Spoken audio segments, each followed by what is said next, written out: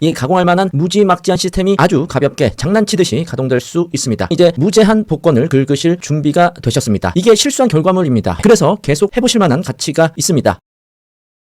코딩은 이제 할 필요가 거의 없어졌고요. 없어질 것이라고 생각합니다. 그냥 시대를 역행하는 역행자가 되고 싶으시다면 코딩책 펴놓고 공부하시면 되고요. 코딩은 이제 학습의 영역이 아니고요. 누구나 할 수 있고요. 옆집 아줌마도 할 수 있는 수준이 아니라 옆집 할머니도, 옆집 갓난쟁이도 할 수 있는 수준이에요. 더 좋은 걸 만들기 위한 연구만 필요할 뿐이죠. 코딩은 없어지지만 바이브 코딩은 계속되겠죠. 정확히는 코딩은 기계가 하는 영역이 될 것입니다. 원래부터 코딩은 글쓰기와 비슷했어요. 다만 컴퓨터가 이해하는 언어로 말하는 것이 코딩이었고요. 이제는 사람이 하는 말로 글을 쓰듯이 순서에 맞춰서 컴퓨터가 알아듣는 말이 아닌 우리말로 하면 되는 것이죠. 누가 언제 어디서 어떻게 무엇을 왜 육하 원칙이 있듯이 바이브 코딩에서도 원칙에 맞춰서 더 잘 알아먹게 말해주면 당연히 더 좋겠습니다. 하지만 육하 원칙에 맞춰서 말하지 않더라도 우리 일상에서 대부분 뜻이 맞게 전달이 되잖아요. 코딩도 어쨌거나 저쨌거나 무슨 말이라도 하게 되면 얼추 비슷하게 갈 수 있어요. 다만 더 복잡하고 어려운 일을 해내기 위해서는 원칙을 알아야 하고 원리를 알아야 하고 잘 쓰는 단어, 즉 용어들만 좀 파악하고 나면 주니어 개발자 이상의 퍼포먼스를 바로 쉽게 만들어낼 수 있습니다. 제가 20년을 넘게 개발을 해오면서 코드 한 줄 한 줄 이해하고 오류를 찾기 위해 단어 하나하나마다 섬세하게 코드를 쳐다봐야 했던 일, 사실 제 젊은 시절 피땀 눈물이 다 들어있는 그 일, 이제는 전혀 할 필요가 없는 일입니다. 지금 시대에 필요 없는 일을 저는 그렇게 열심히 했었고요. 피땀 눈물 이제 필요 없고요. 저는 그것을 했기 때문에 이제 옛날 사람이고요. 여러분은 이제 지금 시대에 바이브 코딩을 하시면 됩니다. 그 어떤 때보다 코딩하기 가장 좋은 시대라고 할 수 있겠습니다. 누구나 아무나 큰 노력 없이도 할 수 있습니다. 어떻게 하면 될까요? 예전에도 그랬지만 지금은 더욱 절대로 이해할 때까지 계속해서 무엇을 보거나 학습하려고 하면 안 됩니다. 간혹가다 전문 용어 같은 것들 알아먹을 수 없는 단어들이 나오더라도 그냥 무시하세요. 그냥 넘어가 버리면 됩니다. 예를 들어서 롤이 있다면요. 탑, 미드, 정글 뭐 이런 포지션이 있고 탱커, 궁이 있고 또 뭐가 있죠? 뭐 알 수 없는 단어들이에요. 저는 스타크래프트 세대라서 롤은 잘 못하거든요. 이런 용어들이 어렵단 말이죠. 전통 민속놀이 고스톱이라고 한다면 고돌이가 있고 청단, 홍단이 있고 흔들기가 있고 광박이 있고 싸는 게 있고 고가 있고 스톱이 있고 폭탄이 있고 뭐 이런 전문 용어들을 책 보면서 공부 안 한단 말이에요. 이런 걸 앉아서 공부하게 된다면 전 세계인이 열광하는 바로 그 게임 리그 오브 레전드조차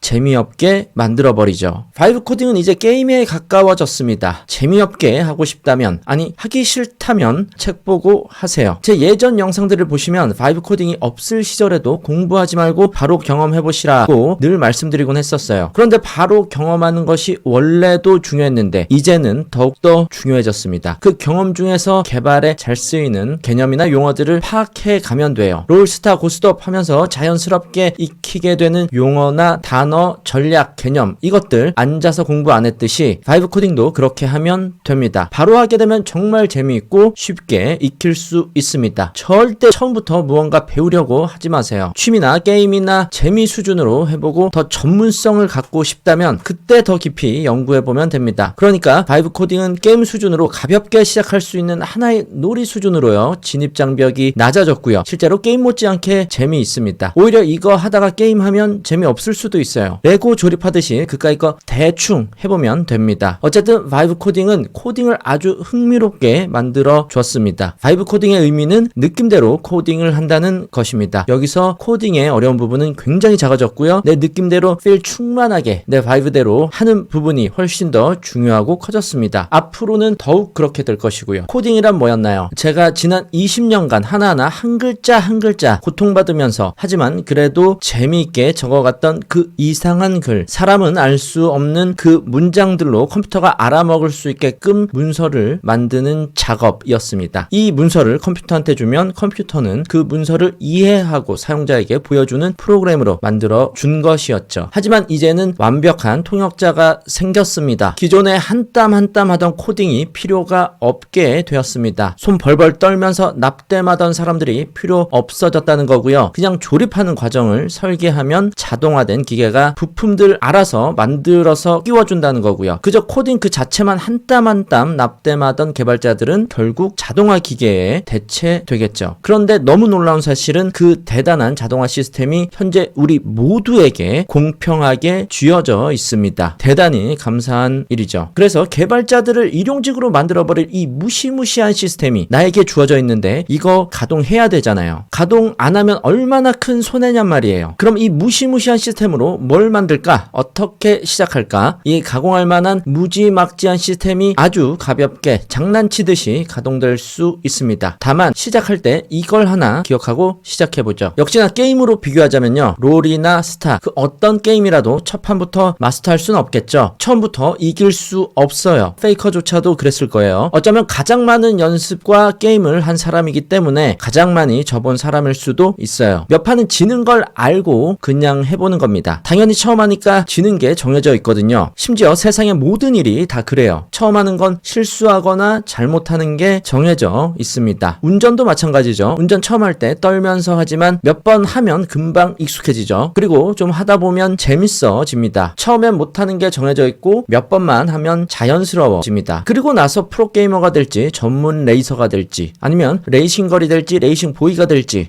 아무튼 간에 나중에 결정하면 되잖아요. 코딩도 일단 해보고 취미로 할지 부업으로 할지 아예 완전히 이 길로 올인할지 해보고 정하면 되거든요. 심지어 바이브 코딩은 취미로 여러 개 만들어보고 부업으로 돈 벌어보다가 잘 되는 거 있으면 그때 사업으로 전향해도 돼요. 게임을 하듯이 취미생활을 하는데 계속해서 복권을 긁는 거고요. 그러다가 당첨되면 현실로 보상이 나오는 거고요. 돈 주고 매주 로또 사는 일도 하는데 이걸 안 할 이유가 전혀 없어요. 매일매일 매분마다 복권을 긁을 수 있게 됩니다. 이런 이유로 앞으로는 이제 모든 분들이 전부 다 전 국민이 이 바이브 코딩을 하셔야 된다고 생각합니다. 우리가 학교를 다니고 공부했던 이유, 성장을 하기 위해서 잠재력을 만들기 위해서 그렇게 했습니다. 바이브 코딩을 통해 성장을 할 수 있고요. 대박의 포텐을 만들 수 있어요. 많이 하면 할수록 퀄리티가 올라갈수록 그리고 퀀티티 양이 올라갈수록 당첨 확률은 올라가는 거예요. 아무 생각 없이 뇌 빼고 계속 복권 긁으면 당첨되더라. 현실 세계에 무지막지하게 돈 벌고 성공하신 분들 단 한 번의 결과물로 성공한 사람 아무도 없습니다. 많이 실패할수록 성공 확률은 올라가는 거죠. 아이템 강화하듯이 말이에요. 그래서 결론은 그냥 대충 시작해라. 게임 시작할 때 굳은 결의와 각오를 다지고 시작하는 분들 없죠. 오히려 못하는 애들이 시작하기 전에 막 기도하고 폼 잡고 그러잖아요. 똑같이 그냥 아무 생각 없이 대충 시작하시면 되겠습니다. 시작하는 방법은요. 스팀에서 게임 검색하고 결제하고 설치하고 실행하고 이것보다 더 쉬워요. 게임보다 쉬운 바이브 코딩이고요. 괜히 기도하고 똥폼 잡지 마시고 게임 설치하듯이 아무 생각 없이 대충 같이 해봅시다. 구글로 와서요. 대충 클로드라고 검색을 해봐요. 클로드 나왔죠? 클릭. 익숙한 화면이죠. AI와 대화하는 화면입니다. 여기에다가 늘 그래왔듯이 나 점심 뭐 먹을지 추천해줘 라는 이야기를 이번만큼은 쓰지 말고 메모장을 만들자라고 해볼게요. 이렇게 요청을 하고요. 멋진 메모장 앱을 만들어준다고 하고요. 이 부분 클릭해보면 지금 뭘 하고 있는지 보이는데요. 코딩을 하고 있네요. 이게 바이브 코딩이에요. 지금 코딩을 하고 있잖아요. 코딩을 시키셨잖아요. 그리고 이 AI의 주인은 바로 나란 말이에요. 그럼 이 코드는 뭐다? 내 코드다. 내 프로그램이 만들어지고 있어요. 다 만들어졌네요. 축하합니다. 여러분은 이제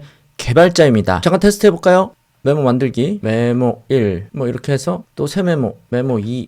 잘 되네요. 메모 1로도 가고 2로도 가고 작성도 되고 그리고 검색 메모 1이라고 하면 1로 검색이 되고요. 금방 빠르게 만들어졌습니다. 굉장히 훌륭한데요. 자, 이 프로그램을 이제 동네방네 자랑하고 싶어요. 내가 만든 프로그램이다. 내가 이제 대단한 개발자가 될 거다. 목에 힘 좀 주고 싶은데요. 지금 나밖에 못 보죠. 하지만 클로드를 사용한 이유는 이것입니다. 우측 상단에 보시면 복사라는 버튼 옆에 화살표 있죠? 이거 눌러보시면 산출물 게시라는 버튼이 있어요. 이 산출물 게시를 하시면 URL을 얻을 수 있습니다. URL이란 인터넷 주소를 말합니다. 산출물 게시 클릭. 게시를 하게 되면 인터넷상에 누구나 접근을 할 수 있게 되고 검색 엔진의 결과에 표시될 수도 있다라고 합니다. 게시 및 링크 복사.